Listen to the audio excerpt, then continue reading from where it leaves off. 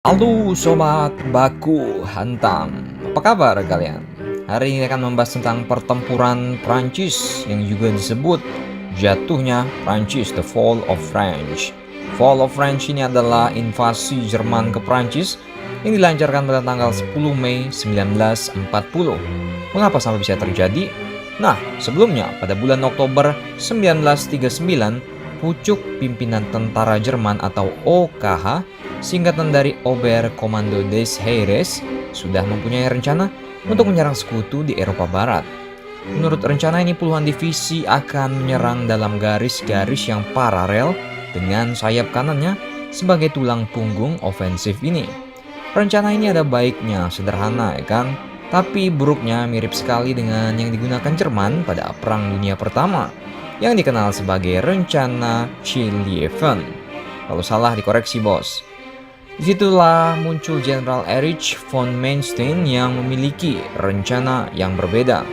Manstein berencana menerobos pertahanan musuh di wilayah pegunungan Ardennes karena menurut musuh tidak akan menduga suatu ofensif Jerman akan melalui pegunungan ini. Manstein pun lalu menyusun sebuah memorandum kepada OKH yang intinya adalah tulang punggung ofensif Jerman bukan sayap kanan, melainkan sayap kiri yang terdiri dari divisi tank dan kendaraan motor yang menerjang ke arah Sedan melalui Ardennes. Rencana itu lalu dikirim kepada OKH, namun nggak kesampaian. Lembaga ini tidak meneruskan kepada bapak kalian, Hitler. Bulan Januari 1940, sebuah pesawat karena cuaca buruk waktu itu mendarat di wilayah Belgia. Dalam pesawat itu terdapat sebagian dari perintah operasi bagi armada udara pertama yang tidak sempat dimusnahkan sehingga bocor ke tangan pemerintah Belgia, lalu diteruskan kepada Inggris dan Prancis. Bocornya rencana ini membuat Hitler mengubah rencananya. Dia pun lebih bersedia untuk menerima usul-usul dari Mamang Manstein yang tadi. Hitler pun setuju dan rencana Manstein akan dilaksanakan pada 10 Mei 1940.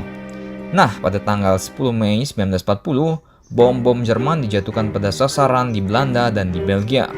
Belanda sengaja menimbulkan banjir di sebagian wilayahnya untuk menahan kemajuan Jerman.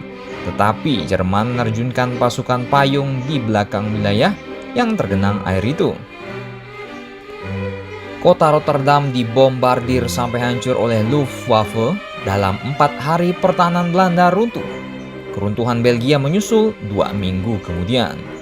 Tentara Prancis yang saat itu menduga Jerman ini akan menyerang menurut rencana Schlieffen, namun nggak kesampaian. Tentara Jerman sengaja menarik perhatian lawannya ke jurusan Belanda dan Belgia yang diserbu oleh Army Group B.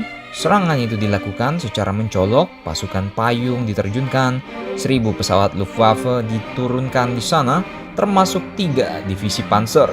Prancis mengira bahwa grup Army B inilah tulang punggung ofensif Jerman. Tentara Prancis-Inggris menyerbu ke bagian utara Belgia untuk menghadapi Army Group B. Namun tulang punggung tentara Jerman bukan terletak pada grup B di utara, tetapi di selatan oleh grup A yang terdiri dari 7 divisi tank. Tak diduga oleh Prancis, menyerbulah ratusan tank ini ke Ardennes di bawah pimpinan Jenderal Hans Guderian. Setelah menyeberangi sungai Maas di dekat Sedan lalu tiba di tanah datar, secepat kilat menggelindinglah tank-tank itu ke arah barat, di belakang garis depan Inggris dan Prancis.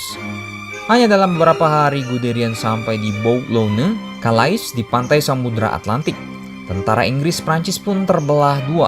Dan pada tanggal 5 Juni ketika kota Dunkirk jatuh ke tangan Jerman setelah evakuasi tentara Inggris selesai, Hitler mengerahkan 10 divisi pansernya dengan 133 divisi infanteri ke selatan ke arah Paris. Divisi-divisi mereka yang dapat dikerahkan selain lebih sedikit juga tidak begitu terampil dan terlatih. Hampir semua divisi yang sudah terlatih justru sudah lumayan terpencil di Belgia Utara setelah dipotong oleh serangan dari Guderian. Meski beberapa bagian Prancis memberikan perlawanan yang baik, tetapi serbuan terjangan panser Jerman ini tak terkalahkan. Pada tanggal 10 Juni, pemerintah Prancis resmi meninggalkan Paris. 4 hari kemudian, Paris jatuh tanpa perlawanan. Renault digantikan sebagai Perdana Menteri oleh Marskal Pétain dan dia pada tanggal 17 Juni diadakan sebuah gencatan senjata. Bagaimana menurut kalian? Mau share boleh, kagak juga kagak apa-apa, kagak pernah maksa bos.